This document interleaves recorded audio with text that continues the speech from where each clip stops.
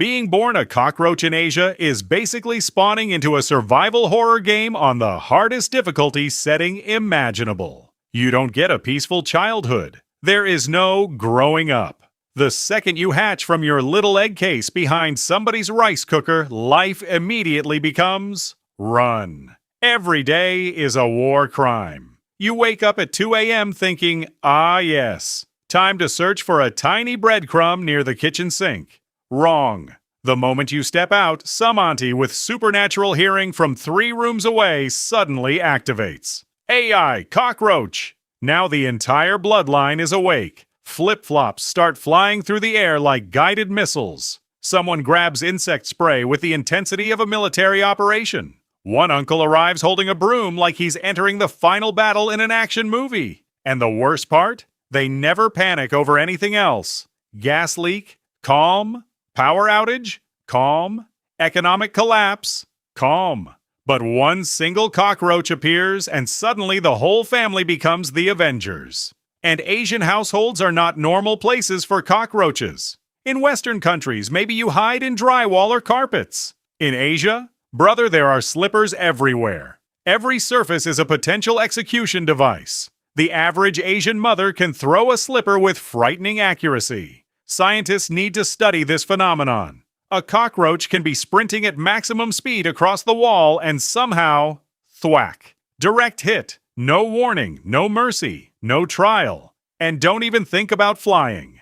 That is the fastest way to turn a calm room into absolute chaos. The moment an Asian cockroach unlocks flight, everybody loses their mind. Children start screaming. Grandparents start praying. One guy suddenly becomes a martial artist. You'll see a grown man doing spinning attacks with a towel while yelling, "Where did it go?" Meanwhile, the cockroach is just trying to survive after accidentally touching the ceiling fan and nearly entering another dimension. And kitchens? Kitchens are basically casinos. High risk, high reward. You smell one glorious grain of rice near the sink and think, this could feed my family for generations. But every second in the open is dangerous, because somewhere nearby is a human drinking water at 3 a.m. with murderous instincts. Asian humans do not negotiate with cockroaches. There is no, oh, let's catch it gently. No, they want vengeance, especially if you appear while they're eating. Congratulations! Now you've ruined dinner for 6 people and become public enemy number 1. And heaven help you if the household owns one of those electric mosquito bats. That thing turns the entire game unfair. You're running for your life and suddenly, zit pop.